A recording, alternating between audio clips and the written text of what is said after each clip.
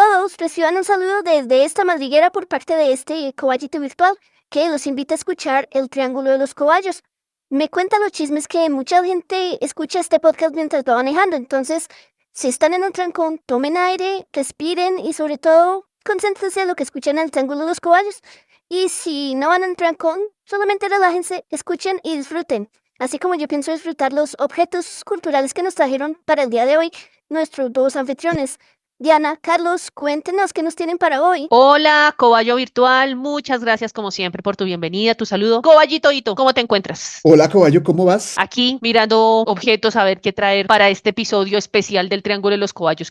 Eso está muy bien. Recordarles entonces a nuestros oyentes, a nuestros terceros cobayitos, que estamos mirando nuevas posibilidades. Ya tenemos el Triángulo de los Cobayos en los capítulos estándar que ya todos conocemos y esta modalidad que estrenamos hace poco, que son los Blitz, en donde a diferencia de los otros capítulos traemos dos objetos culturales cada uno de nosotros, es decir, tenemos 4 en total este capítulo, pero pues que la investigación de lo que a nosotros nos genera curiosidad no da para un capítulo completo, pero pues vale la pena mencionarlos. Claro, como hemos dicho siempre, cada objeto daría para dar cátedra un semestre en una universidad, pero el interés de nosotros... Pero como aquí no queremos educar a nadie. Sí, no, el interés de nosotros no es Ni a ese. nosotros mismos. Es lo que nos llama la atención y a veces no nos llama la atención todo lo de un objeto, sino un poquito de ese objeto. Pues eso es lo que traemos. Entonces, pues eso es lo que va a suceder en este... Exactamente. Hoy tendremos un capítulo Bliss. Entonces, arrancó Cobayis. De una, que esto es como el ajedrez de donde sacamos el nombre con cronómetro. Listo, tuyo. Bueno, el objeto que traigo el día de hoy, Cobayito, he caído otra vez al lado oscuro de la fuerza, entonces Bien, vengo a hablar de objetos intangibles. Bien, bien, bien. Aquí Que tenemos están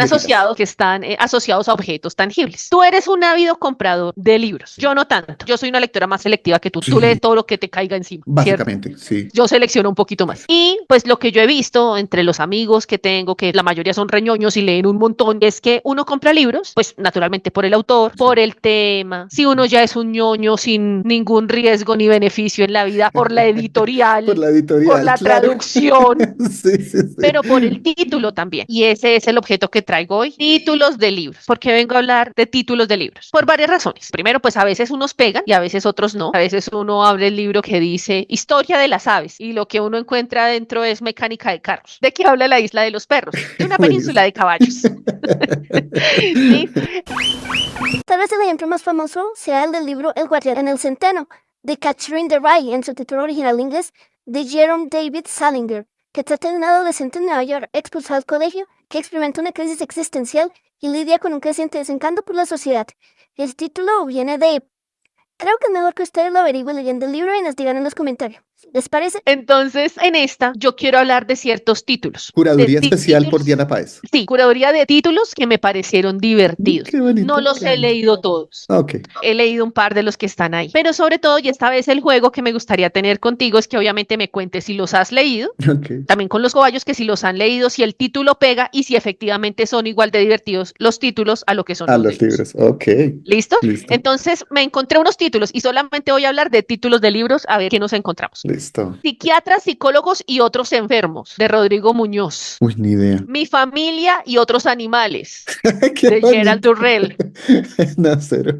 La vida es suero, Ay, me suena. de una señora que es enfermera y ha escrito varios libros relacionados con Me la suena, práctica me médica. suena, pero no lo cojo. Ok. Te dejo es Jódete al revés, de la señorita Pur. Qué lindo. El arte de tirarse pedos. Ensayo físico y teórico y metódico de 1751 por el señor Pierre Thomas Nicolas Hartout. Ok. Memorias de un amante sarnoso, de nadie más ni nadie menos que el señor Groucho Marx. Groucho Marx, sí. Lo conozco, pero no lo he leído. Sí, sí, sí. Lamentaciones de un prepucio, de Shalom Auslander. No, tampoco lo he leído. Las historias totalmente aburridas y sin aventuras de Fred, el contador vampiro, de un señor llamado Drew Hoyes. Cómo mandar a la gente al carajo en 10 fáciles lecciones, Ese del no lo señor César Landaet. Y ese sí lo has leído tú, ¿no? No, lo asesoré para una compra, pero o sea, lo No lo hojeé, tengo. pero no lo leí. Ya, ya, ya. Ok. Mira este. Cómo tener éxito en negocios sin pene. Es un manual de economía para mujeres. Para mujeres. Consejos para sobresalir en un mundo machista. Bien. Cómo cagar en el monte. Que debería No. haberlo leído cuando traje mi episodio de limpiarse el culo. De limpiarse el culo, claro. Cómo cagar en el monte de la señora Kathleen Mayer. Las chicas buenas van al cielo y las malas van a todas partes. De Youth Earhart. Y encontré estas tres, tienen que ver como con difusión de la ciencia. Me parecen divinos. Conversaciones de física con mi perro, del señor Chad Ay, Ornstein. sí, sí, sí, sí, La termodinámica de la pizza, lo vi del también, señor sí. Carlo Fravetti y Harold Morowitz. Cómo explicarle física cuántica a un gato zombie. Ese no lo conocía, ese sí De no lo Vic conocía. Van, científico sobre ruedas. Qué bonito. Lo que más me gusta es rascarme los sobacos, de Su Majestad Charles Bukowski. Ese sí lo he Uy, ese leído sí y no. es una de... Ese Pero sí no. a mí me encanta Bukowski. Mira tú. Tú eres idiota, de Chiquibúa. No, El manual del perfecto funcionario, de Claudio de Castro. de Castro, ok. ¿De quién es esta mierda? De Matt Paget. Mira este me pareció brutal. ¿Cómo tener la casa como un cerdo? Guía doméstica del perfecto soltero, del Qué señor bonito. BJ O'Rourke. No sea usted tan pendejo, repite el señor César Landaeta. El libro de los culitos es un libro infantil para aprender a ir al baño, del señor Guido van Genesten. Otro para tu capítulo de limpiarse el culo. Y encontré 6 en inglés que se llama The Haunted Vagina de Carol Melick, La vagina casada, Eating People is Wrong de Malcolm Bradbury, Comer gente está mal, I Could Pee on This and Other Poems by Cats, Me puedo orinar en esto y otros poemas hechos por gatos del señor Francesco Marculiano. Qué bonito. Everything I learned about women, I learned from my tractor. Todo lo que aprendí de las mujeres lo aprendí en mi tractor del señor Roger Welsh. Hay otro que se llama Todos mis amigos están muertos del señor Jory John y es la historia de un dinosaurio. Ay, qué También es lindo. un libro infantil. Uy, y ese lo volvieron canción en 31 minutos, ¿te acuerdas? Ay, el dinosaurio Anacleto, cómo olvidar Anacleto. semejante Hito. hit. Sí. El arte de amargarse la vida de Paul Watzlawick. Ese sí lo tengo y es un gran libro. Yo creo que tengo un libro de él, pero diferente, otro libro. Y uno que tú me regalaste hace 1000 años, que alguien me lo robó, no Ay. sé quién, y lo voy a perseguir hasta el fin del mundo, Ok. El manual del pesimista. Ah, claro, sí. El manual del pesimista es un libro del ensayista norteamericano Eric Marcus, publicado en 1992 bajo el título Expect the Worst, You Won't Be Disappointed, que sería algo así como espero lo peor y no estarás decepcionado. Esos son mis textos, Coballo. Son mis títulos vertidos de libros para ver quién los ha leído, quién no los ha leído, quién nos cuente, o si conocen otros títulos. Y que hagan su porque, propia pues, curaduría, cada uno tiene su- claro, y que nos cuenten. Sí, sí, sí, súper divertido, súper divertido. Bueno, quedamos que los comentarios del Blitz van al final, entonces... Van al final, entonces vas tú. Oh, correcto, listo. Entonces, ahora, tácate, mi turno. Aaron Ramsey nace el 26 de diciembre de 1990 en el hermoso pueblo galés de Catterfield. Ay, Catterfield es un hermoso pueblito con crepúsculos arrebolados. Aaron Ramsey es apodado Rambo por ser aguerrido y ha jugado en el Cardiff City de del país de Gales, su país natal, en el Arsenal de Inglaterra, donde la rompió y se hizo mundialmente famoso, en el Nottingham Forest, también de Inglaterra, en la Juventus de Italia, en los Rangers de Escocia, en el Nice de Francia, pero se liga principalmente al Cardiff, porque pues ahí inició su carrera deportiva y ahí actualmente está jugando. En el año 2014 llegó a ser el mejor jugador de la liga inglesa con el Arsenal. También jugó con la selección de Gales y fue su capitán. Juega de mediocampista y tiene récords, tanto en pases completados como en intercepciones o robos de balón. Haciendo un adelanto de la petición de uno de los terceros coballitos, de los coballitos escuchas, nuestro querido Jorge Leonardo González, se dice que Ramsey carga con una maldición que se concreta cuando marca un gol. ¿Puedes adivinar cuál es esa maldición? Te voy a dar 3 opciones. Cada vez que Aaron Ramsey marca un gol, A, se lesiona, B, muere un famoso, C, cae un punto la bolsa de Londres. ¿Qué piensas?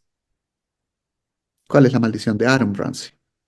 Cada vez que hace un gol, ¿qué? Ay, ¿cuál es más A, se probable que lesiona, sean? B, muere un famoso, o C, cae un punto la bolsa de Londres. Me voy a ir por la probabilidad más segura. Se lesiona. Ok, se lesiona. Ok, Ok. listo. No, su primer gol como profesional, el 14 de octubre de 2008, marca que 2 días después muere Andrés Montes González, periodista y locutor deportivo. Cada vez que Carajo, marca ¿los un mata? gol, Aaron Ramsey muere un famoso. Esa es la maldición de Aaron Ramsey. ¡Qué horror! ¿Listo? Bajo la maldición de Aaron Ramsey cayó, obviamente, Andrés Montes González, el primero, el 14 de octubre del 2009, que fue el primer gol que hizo Aaron Ramsey. Perdón, dije como profesional, no, en Inglaterra. El primer gol que hizo en Inglaterra con el Arsenal. Bajo su hechizo ha caído Osama Bin Laden, Steve Jobs, Muhammad el Gaddafi, Whitney Houston, Chabela Vargas, Bebo Valdés, José Rafael Videla, Ken Norton, Paul Walker, Rubin el Huracán Carter, Robin Williams, Eduardo Galeano, Gunter Grass, David Bowie, Alan Rickman, Nancy Reagan, Nikki Hayden, Roger Moore, Greg Allman, Manuel Antonio Noriega, Kate Flint, Luke Perry, Avicii, Stephen Hawking, Chester Bennington, Antonio Di Nigris y un montón de gente más. ¿Listo? Ay, pero Coballis, eso, a ver, bueno, ahorita, en fin.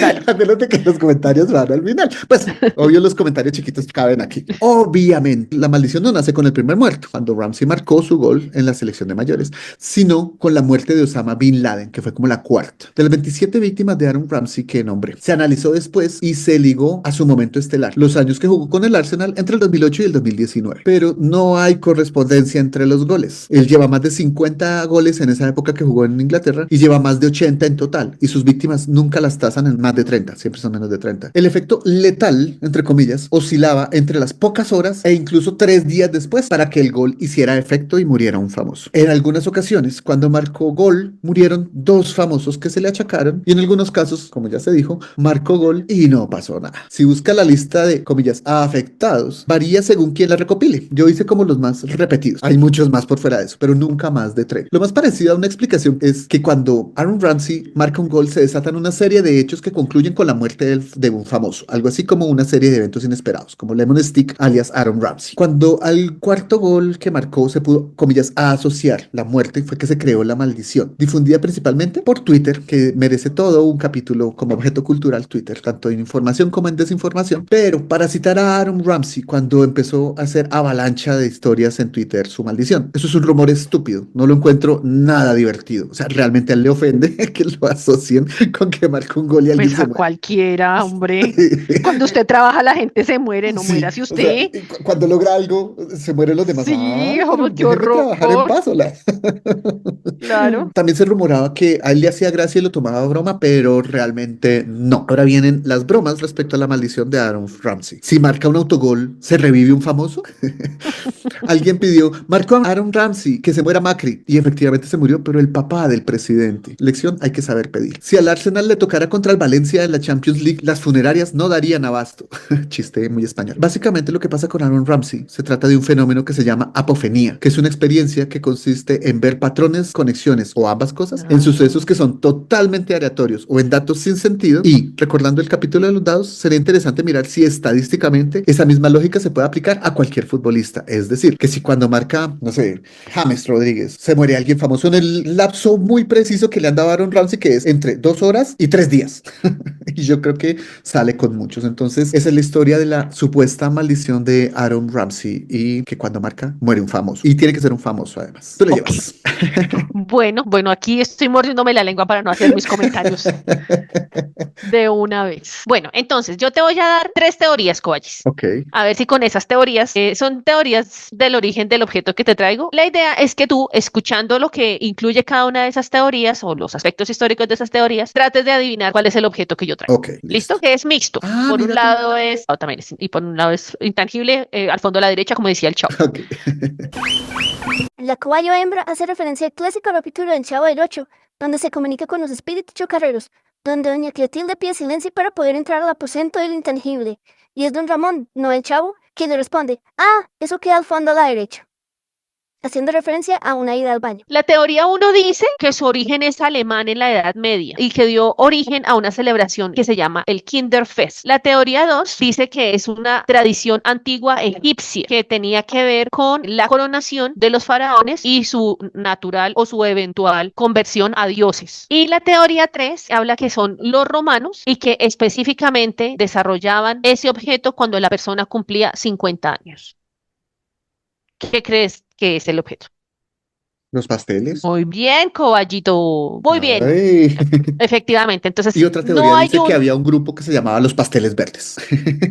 Y eran bonitos. Eran Eso todos nos escuchaba mi tiernos. mamá. Listo, entonces, tortas de cumpleaños. Te voy a contar como para darle amplitud a las teorías que te mencioné y ya como que la carreta más sencilla. Efectivamente, la teoría 1 dice que fueron los alemanes en la Edad Media para celebrar cumpleaños de los niños con una torta. Tienen lo que se llamaba en ese momento una torta y esa celebración se llamaba el Kinderfest. Generalmente esas tortas eran un pan que era dulce y ese pan, a medida que fue evolucionando, pues le dieron un nombre porque los alemanes son perfectos en poner nombres precisos a cada cosa de la vida. Se Total. llama el Geburtstagstorte. Esa es la teoría. La teoría 2, que es la que más popularidad o la que ha sido como mayormente aceptada, es que la torta de cumpleaños surge con los antiguos egipcios como parte del ritual en el que los faraones eran coronados, se convertían en dioses y se celebraba su nacimiento como dios. Entonces era la celebración del nacimiento como dios y se Ok. celebraba con el pastel. La la torta, la preparación de comida que se hacía era redonda y llevaba velas que simbolizaban la forma y la luz de la luna llena, que era un mensaje del nacimiento y del surgimiento de un nuevo ciclo. Los romanos hacían tortas de harina, nueces, levadura y miel para celebrar las bodas, era muy tradicional, y empezaron a hacerlas para celebrar únicamente el cumpleaños número 50. Obviamente, si el cumpleañero era un ciudadano famoso, prestante, y obviamente si no era mujer, porque los cumpleaños de las mujeres no se celebraban en ningún lugar y en ninguna parte hasta más o menos el siglo XII. Efectivamente, cuando te decía, la teoría de que el origen del pastel de cumpleaños es egipcio, es como la más difundida. De hecho, parte de ese ritual también hablan de las galletas que se llaman las galletas Hak, que se servían comúnmente en los cumpleaños, ya no solamente el día de la coronación, sino en los cumpleaños, en el aniversario de esa coronación para honrar al dios Ra, y que simbolizaban otro año exitoso alrededor del sol. Hechas de harina, mantequilla, azúcar, nueces, vainilla, canela y leche, que obviamente era lo que se consumía en esas épocas. Efectivamente, también los romanos, como ya mencioné hace un rato, que preparaban los pasteles para celebrar el cumpleaños 50 y las bodas, también ofrecían los pasteles a la diosa Artemisa, y en los pasteles que le llevaban al templo, le llevaban unas velas que también representaban el brillo de la luna. Estas velas se consideraban las velas de cumpleaños, y obviamente pues esa tradición se fue heredando de manera tal que incluso las culturas paganas apropiaron el tema del fuego de las velas como un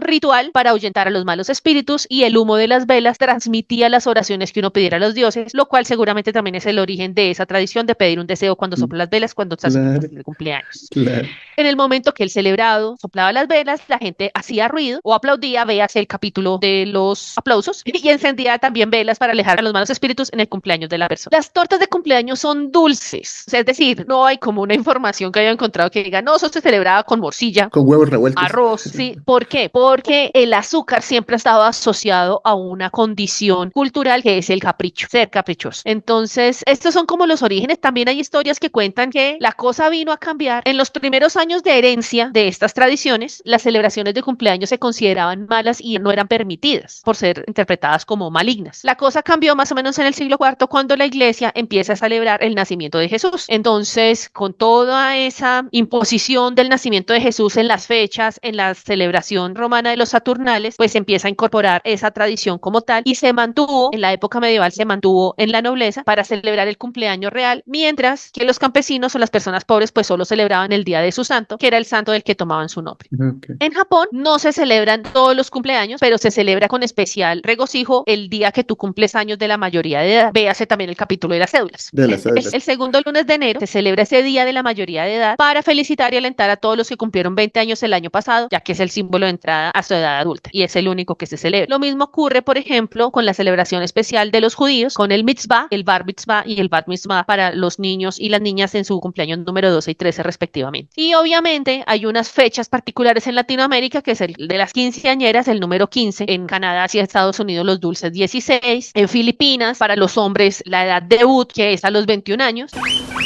En la cultura filipina, el 21º cumpleaños de los hombres se celebra como una transición a la adultez, aunque generalmente con menos formalidad que el debut femenino. En Filipinas, el debut es una celebración tradicional común de transición a la adultez que se realiza cuando un joven cumple los 18 años. Es una gran fiesta similar a la de las quinceañeras o los dulces 16. La debutante suele tener una corte que baila el vals durante la recepción y 18 rosas y 18 velas presentadas por personas especiales en su vida. Y en algunos países asiáticos se celebra especialmente el cumpleaños cuando cumple 60 años porque has dado todo el ciclo del calendario zodiacal. Véase el capítulo del horóscopo. En Corea hay un cumpleaños especial que se celebra que se llama, en una ceremonia tradicional que se denomina el Baek-il, que es la fiesta del día número 100, y el Doljanchi, que es el cumpleaños número 1 de un niño. En Ghana, el día de los cumpleaños, los niños se despiertan con un regalo que se llama el Oto, que es una hamburguesa hecha con puré de batata y huevos fritos en aceite de palma. Se me había olvidado ese detalle, de ¿Eso que sí si usa hay uno huevos? que no sea dulce, Sí, que no eso usa no es huevos. dulce. Pero también celebran una fiesta de cumpleaños en la que se come el plato especial, el pastel de ellos, que se llama el kiliwele, que son básicamente trozos de plátano frito amalgamados. Obviamente con la era industrial pues se masifica la celebración de los cumpleaños, se normaliza sobre todo para los cumpleaños infantiles a partir del siglo XVIII, es así muy fuertemente marcada de la herencia alemana, y en Latinoamérica pues se vincula con el tema tema de la piñata y con otras características más culturales de compartir con otros niños y con la familia. Y rapar dulces que caen al piso y todo. Rapar dulces y sacarle los ojos a los otros chinos porque se roban el bombón que tú Y quieres. contratar al primo más grande para que me dé una tajada mientras yo le atajo a los más chiquitos. Y una cosa que se puso muy de moda a partir de la pandemia son las celebraciones virtuales. La pandemia del COVID, pues obviamente hizo que muchas personas celebraran su cumpleaños solos o con las personas con las que vivían y se realizaron incluso modelos de negocio, oportunidades para hacer fiestas virtuales para que a través del videochat o las redes sociales se pudieran comer pasteles virtuales, celebrar con amigos y familiares que estaban lejos. Ese es mi objeto blitz del día, Covacho. Ok.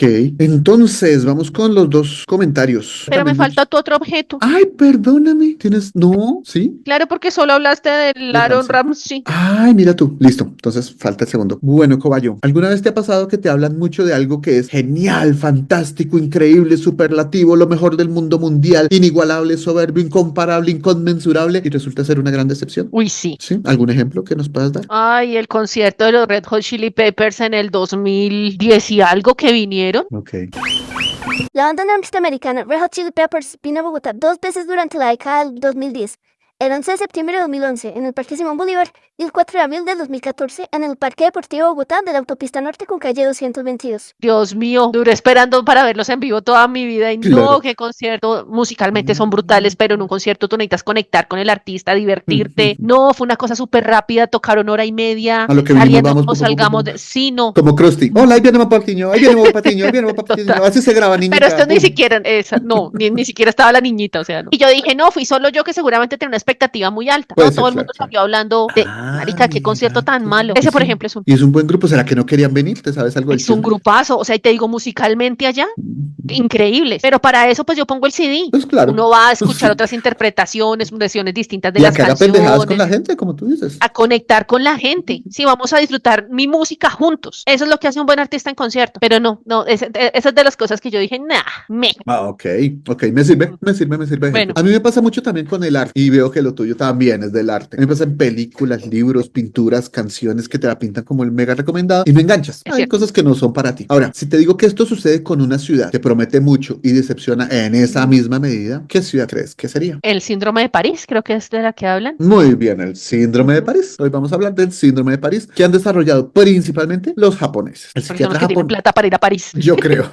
Y para ilusionarse desde niños con, sí, voy a poder ir a París. Y efectivamente van a París. Para ir a París, Nosotros claro, llegamos hasta la claro. etapa de ilusionarnos. Y no todos. Bueno, en fin. El psiquiatra japonés Hiroaki Ota fue el primero en llamarlo Paris Shogun en el año de 1986 y lo expone en líneas generales como un conjunto de reacciones emocionales y psicológicas derivadas directamente de la desilusión que se siente inicialmente en la población japonesa al conocer París. Se diría que es un estrés emocional alto, mezclado con desilusión y unas gotitas de frustración y enojo, evidenciadas en tristeza o depresión, ataques de ansiedad, paranoia, despersonalización, mareos, irritabilidad, desorientación, arritmias cardíacas, delirios y o sudoración, vómito, entre otros. Obvio, cabe aclarar que esos son los casos más extremos que tienen estos síntomas tan floridos. Normalmente Eso se está tiene para aparecer en uno el o CIE dos. 10. Sí, no. Normalmente se tiene uno o dos, pero sí hay casos en los que se han tenido los más graves y por eso pues están enumerados, pero de por sí el síndrome no es algo común y entre los que les pasa es muy extraño que tenga los síntomas más fuertes. Sería una especie de contracara del síndrome de Stendhal, que es tener reacciones emocionales y psicosomáticas ante la belleza extrema o la felicidad absoluta. En todo caso, ambas son ejemplos de cuando nos desborda la situación, de cuando algo es tan decepcionante, en el caso del síndrome de París, que no sabemos qué hacer, pensar o sentir y perdemos un poco el control en uno o varios sentidos. Se considera toda una rareza, de hecho, ya que de los aproximadamente 6 millones de turistas japoneses, escúchame eso, solo japoneses, lo que tú dices, lo que es la plata, de los aproximadamente 6 millones de turistas japoneses que recibe anualmente esta ciudad, solo unos 20 sufren el síndrome y de esos 20, casi ninguno los síntomas más graves. Para algunos psiquiatras franceses es más factible que se presente esta situación en mujeres de 30 años aproximadamente y que realizan su primer viaje internacional. Se atribuye la existencia del síndrome de París a los medios de comunicación y la publicidad. Anoto que el psiquiatra era hombre, por cierto, y francés. Se atribuye la existencia del síndrome de París a los medios de comunicación y la publicidad, para recordar nuestro capítulo de la publicidad, que han posicionado e idealizado esta ciudad en la cultura japonesa de manera tal que algunos turistas esperan ver modelos y artistas caminando por la calle vistiendo a la moda toda hora, lo cual contrasta con esta ciudad que resulta, con el perdón de los franceses, franceses. Una urbe desordenada, sucia, ruidosa, que atiende pésimo al turista, súper poblada, con mucha basura, con ratas y que a mí en particular me olió terrible. Lo irónico es que en comparación, las metrópolis japonesas resultan más agradables y seguras. La embajada japonesa en París tiene una línea 24 horas para atender a sus turistas afectados por este síndrome, que incluso ayuda a coordinar viajes de regreso anticipados. En general, las explicaciones o análisis de este fenómeno hablan del choque cultural, pero eso pasa en muchas otras ocasiones. Yo creo que es más el sentirse estafado e impotente frente a ello. No pasa solo en París ni solo a japoneses, pero así fue como se describe el síndrome. Yo diría que si van a viajar, viajen informados para no sorprenderse demasiado y no frustrarse al punto de perder un poco o mucho del control. Y nunca está de más tener a la mano algunos truquitos conductuales, cognitivos y demás, para lo cual recomiendo aprender un poquito de psicología, que a nadie le hace daño y es útil aun cuando no sean psicólogos, e incluso tener un terapeuta de confianza a la mano, nunca se sabe. Como recomendación literaria, yo apuntaría el libro Desde París, de Akiko Yosano, que narra el viaje de la poetisa Akiko Yosano, que efectivamente es de esos libros que se consideran libros de viaje. No es ficción del todo, sino inspirado en el viaje que hace el autor, o en este caso el autor. La poetisa Akiko Yosano viaja de Vladivostok a París por tierra, por tren, pasando por diversas capitales europeas, en la cual se recrean algunas maldiciones que no se explican en el libro, pero me pareció también importante. Claro que es importante, porque esos son los vasos comunicantes de este libro recomendado con la supuesta maldición de Aaron Ramsey, que es el otro objeto cultural tuyo en este Blitz. Ese sería mi objeto cultural, el síndrome de París. Jesús, ese sí es un objeto cultural de toda Coballis. ¿Por dónde arrancamos? Arrancas tú con los comentarios de los dos De una, objetos, entonces arranco de maldición atrás, de entonces Ramsey arranco o atrás. de lo que quieras. Claro, ahí es que es toda la evidencia de ser un cosmopolita y viajar y conocer el mundo. Es una oportunidad que solo puede darse en el capitalismo con la gente que tiene más recursos. Japón es de los países que tiene de los mejores ingresos per cápita. Bueno, la cosa ha venido bajando por su crisis de natalidad y lo demás, pero históricamente lo han sido. Entonces uno va a cualquier lugar del mundo a turistear y hay un japonés. ¿Por qué? Porque pueden. Pin, ¿sí? Esa es la primera Sí, claro, cosa. claro. Principio de realidad, puede. Y entonces lo que voy a decir es un poco salvaje y chistoso, pero es que no tengo más palabras. Por supuesto, o sea, nos han vendido los medios que Europa es la panacea, pero Europa no es la panacea de nada. Ellos se encargaron de construir un discurso eurocéntrico, blanqueado y ridículo, donde nos dicen que ellos son la locura, pero son la locura porque nos han robado a todos, nos han saqueado a todos, ¿sí? Y han Y lo que es construido de unas cosas. ellos es bastante discutible. Entonces, es una ficción, ¿sí? ¿Qué pasa? Que si uno de latino va, lo que pasa es que uno de latino está acostumbrado a que lo estafen todo el tiempo. Entonces uno vaya y reconoce la estafa y se recupera rápido. Sí. Dice, esto es una porquería, Sí, no es qué nada de asco. lo que yo imaginé. Pero como no está acostumbrado a que lo estafen a toda hora, pues uno dice, no pasa nada, la vida sigue, me levanto, me sacudo las rodillas y sí. Una más entre 1500 que me han pasado. Los japoneses no deben hacer eso porque no les ha dado cerca la estafa. Claro. Entonces, obviamente, no tienen ni las herramientas de resiliencia, ni las capacidades dinámicas, por decirlo de alguna manera, Emocionales. para atender la desilusión. O sea, yo no sabía que había sido un psiquiatra japonés el que lo había dicho. Hombre, porque Sí, sí. ese es un problema del primer mundo, ¿sí? Es un Sí, problema del total. primer mundo, ¿sí? Total. Claro, que uno va a una ciudad como esta y uno se imagina la cultura, el orden, las cosas de las que uno no ve acá. No, realmente están igual o peor que nosotros, pero tienen más plata y tienen unas capacidades distintas, pero están igual o peor que nosotros. Claro. Los japoneses no, porque vienen de una cultura organizada donde las cosas funcionan. Y comunitaria, de solidaridad. Del servicio, muy del diferente, cuidado, de servicio, de del respeto. cuidado. Muy diferente. Y no puedo dejar de pasar en alto que este imbécil psiquiatra básicamente habla de que el síndrome es una nueva histeria. Histeria femenina joven. O sea, Histeria parisina. inmadura, sí, inmadura y hembra. Entonces, la campesina que bajó del monte, que Sí. viaja por primera internacional y Sí. llega a París, pues se va a sorprender y se va a enfermar. Está imbécil. Y por eso Sí. enfatizaba, lo hizo hombre y francés. O sea, él no puede decir, es que París es un asco. No, él tiene que decir, es que las viejas que vienen están histéricas. Total. Entonces, vaya uno a seguir de volverles a visitar su puerca ciudad en la vida. Sí. Porque lo que es valioso, lo que tú dices, lo que puede llegar a ser absolutamente valioso y deslumbrante, no es de ellos. Sí. Entonces, he ahí mi comentario blitz Y el del de Aaron síndrome. Ramsey. Sí. Claro. Entonces, mi resumen ahí es muy blanditos los japoneses. Tienen Sí. que venir aquí a vivir la estafa de una manera controlada para que luego vayan a vivir las estafas más grandes en otras partes. Y que lo hacen, ¿viste? Esos trabajos de Yokoi Kenji, que trae gente a Ciudad Bolívar, Sí, japoneses. claro. Lindo ese trabajo. Sí. Kenji Yokoi Díaz, hijo de padre japonés y madre colombiana, vivió sus primeros 10 años en Latinoamérica y posteriormente vivió en Japón, donde trabajó como director y guía para la comunidad latina. Trabajó en las favelas brasileras, donde creó un proyecto de intercambio cultural entre América Latina y Japón, promoviendo la disciplina de desarrollo, trayendo así japoneses a conocer Ciudad Bolívar y personas colombianas que iban a Japón. Él se sustentaba en que los japoneses necesitaban disfrutar un poco más la vida como lo hacen los latinos, y los latinos necesitamos un poco más conocer la disciplina y la tenacidad japonesa.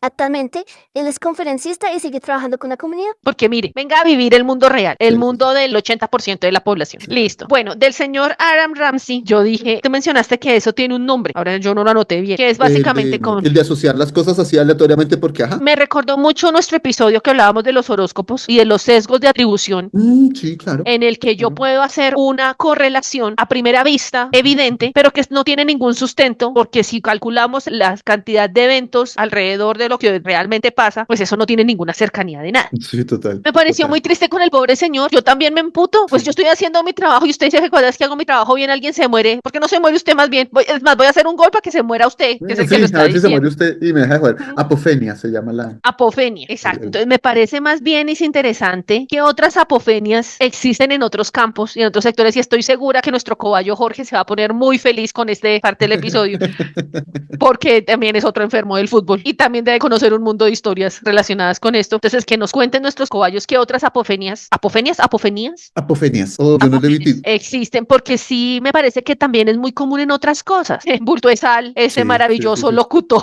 colombiano que cada vez que abre el hocico hay un gol para Colombia o pierde el equipo por el que se le O vaya a se hacer. lesiona el que dice, es la figura del partido, tome su patadón y se va este muchacho en camilla. Sí, no falla, no falla. Sí, esa es otra Hernández apofenia Bonet. local, es Hernández Monet. Y yo digo, qué bulto de sal. Y de verdad, no, Nacional está haciendo un gran trabajo y goleado Goleado. Nacional. Sí, Sí, sí, sí. entonces, cállese. Va a entrar la contratación más importante del partido. Se come 70 goles, Los no le uno, goles. lo expulsa. No, no, estoy total. Javier Hernández Bonet es un periodista deportivo colombiano que inició su trabajo en la Radio en 1978. En 1988 pasó a la televisión en el noticiero 24 horas. Fue el jefe de prensa de la selección colombiana de fútbol en el 94 y ha narrado y documentado todos los mundiales de fútbol de mayores desde México 86 hasta el día de hoy, que es director de deportes del canal Caracol y del programa deportivo de Blue Radio. Por la apofenía que le ha llevado a asociar sus comentarios con malos resultados a los jugadores y equipos que destaca, se le ha llamado bulto de sal, que en Colombia se utiliza para referirse a alguien con una suerte tan mala que hasta la puede contagiar en su entorno. Claro, seguramente en el deporte es más fácil evidenciarlas, pues Claro, obviamente porque claro. está documentado, Claro. las estadísticas existen y hay muchos ojos haciendo control, así sea de manera aficionada a lo que Entonces va. alguien encuentra la asociación entre eventos. Claro. Alguien encuentra la asociación, entonces sería interesante averiguar eso, pero me parece muy triste con el pobre loco, porque una cosa es perder un partido y perdónenme los amigos futbolistas y los amigos futboleros, ya, no murió nadie. Bueno, mentiras, aquí En el muere caso de gente por los Ramsey, sí. partidos de fútbol. En el caso de Ramsey, sí. Pero de decir, no, este man abrió la boca y el equipo perdió. A que no le hacen una atribución que imagínate que ya circula de manera global, que el hombre cuando hace un gol, algún famoso muere. Si nos vamos a dar cuenta, todos los días muere un bendito famoso, Ese es el punto. ¿Y quién es independientemente un del famoso? nivel. ¿Quién es un famoso? Pues cualquiera que Cualquiera aparezca puede en llegar a ser prensa. famoso. Entonces, ¿Sí? en todo momento se muere alguien y en todo momento Hace alguien un está gol esta marcando noche, goles. te mueres tú, me muero yo. Se muere, gran podcaster. Sí, porque marcó gol Radamel Falcao, qué sé yo, no, No tiene no. sentido. Pero me parece, eso de la apofenía me parece que es muy, muy interesante, muy. Ay, hijo de madre. De tu objeto cultural, la apofenía me parece el súper objeto cultural para Sí, sí, sí, aplicar en el tema de se puede deportes. se puede mirar como un objeto cultural y buscar. Ya hay un ejemplo en el deporte, cortesía de nuestro coballito escucha, pero debe haber más apofenias en miles de lugares. Total. Esos son mis aportes. La fiscalía descansa, señor juez. Listo, gracias. La defensa retoma con el argumento siguiente. A mí me parece que lo de los nombres va un poco con la publicidad, recordando nuestro capítulo de la publicidad. Un buen nombre vende, un nombre chistoso vende chiste, un nombre... O sea, estás vendiendo una experiencia, por decirlo de alguna manera, con un nombre así como la curaduría que tú hiciste. No estás vendiendo el libro, estás vendiendo la experiencia. Hombre, esto la va a romper, esto me va a pasar un rato divertido, esto me va a distraer de mi decepción de haber conocido París, qué sé yo. O sea, vende, vende. Para mí va un poquito con la publicidad. Y recordaba yo que a veces uno cree que tiene un buen nombre y no es así. Recuerdo también muchos libros que pasan al olvido sencillamente por eso, porque hay nombres que sencillamente no pasan a la historia, no trascienden, no hacen nada, aunque describan muy bien el libro y aunque nos digan muy bien la cosa, no son llamativos. Yo creo que trasciende el hecho de estar uno satisfecho con el nombre. Eso me lleva a que el buen humor nos da el tinte del libro, pero también recordaba un ejemplo que me prohibió un profe en literatura. Él decía, hay una colección de relatos eróticos que se llamaba La Sonrisa Vertical y en su portada tenía efectivamente unos labios, una sonrisa, pero colocada verticalmente, insinuando otra parte del cuerpo. La sonrisa vertical fue una idea original del cineasta Luis García Berlanga y la editora Beatriz de Moura, que desarrollan este proyecto de literatura erótica desde 1970 y que vio la luz con su primera publicación en 1977, traduciendo libros de autores prohibidos e incentivando a nuevos autores con la creación del Premio a la Sonrisa Vertical para los autores hispanoamericanos.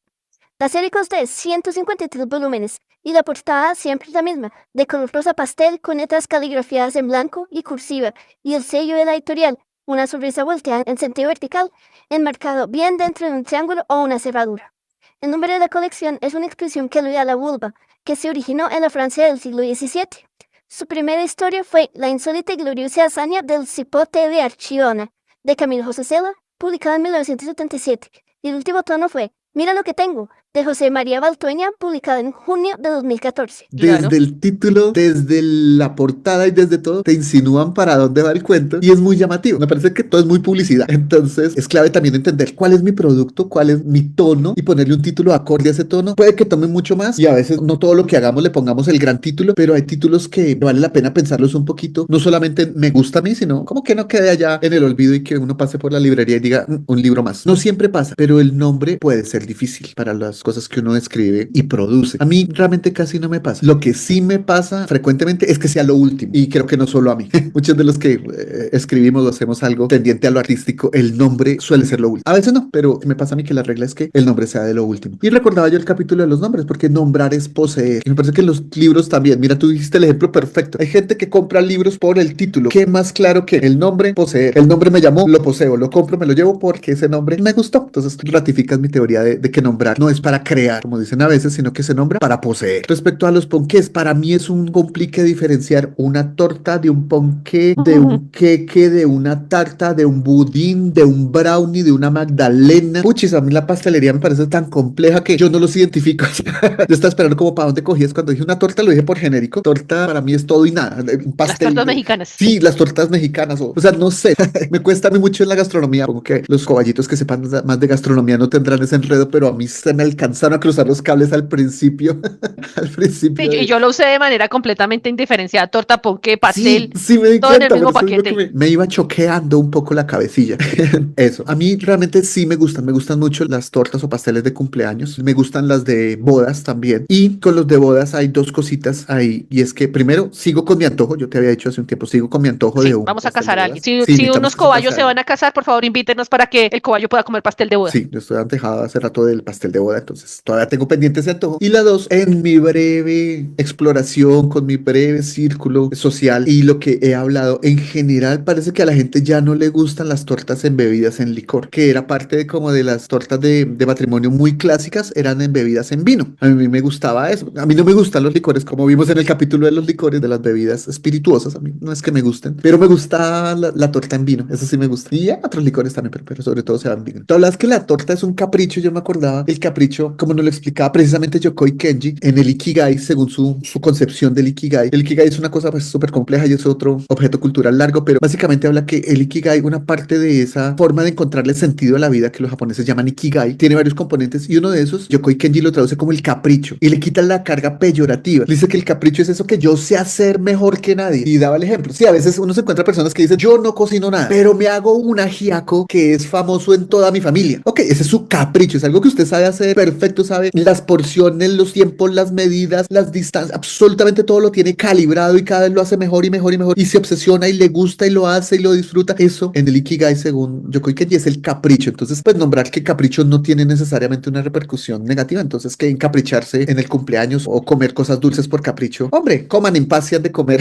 sea capricho o no sea capricho, cómaselo en paz y disfrútenlo. Y la reflexión final que tenía era esa que alguna vez nombramos de que de pronto los cumpleaños para nosotros no son como tan representativos, pero sí entender pues que lo quiera celebrar, pues se le apoya. Uno apoya a las personas más que a las ideas a veces. Y la idea del cumpleaños a mí no me trasnocha, pero sí ir a los cumpleaños de la gente me parece chévere, darles ese apoyo moral al menos de hacer presencia y comer pastel. Publicidad política pagada. Sigo esperando pasteles de bodas, coballitos. La recomendación literaria me pareció, entre comillas, sencilla por el lado que la saqué y sería una obra del Dr. Seuss, que es El pastel de cumpleaños.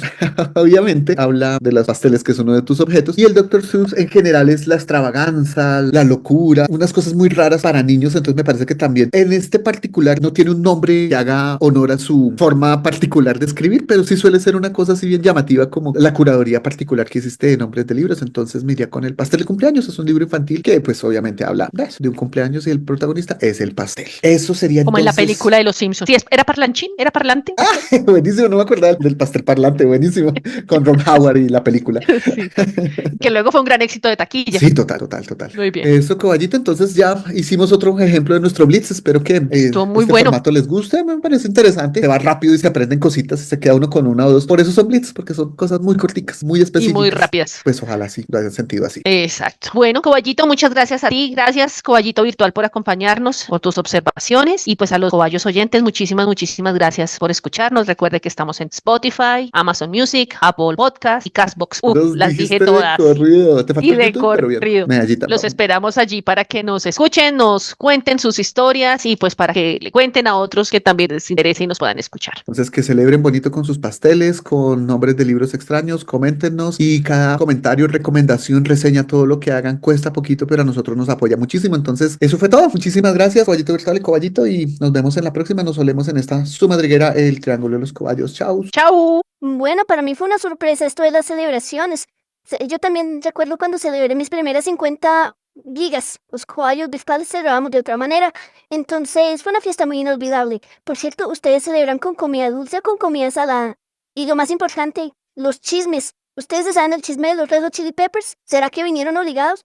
¿Alguien nos puede colaborar con eso? Bueno, mientras nos colaboran, acuérdense de hacer los comentarios, las calificaciones y por supuesto volver a esta madriguera donde se les estima mucho. Chao, chao.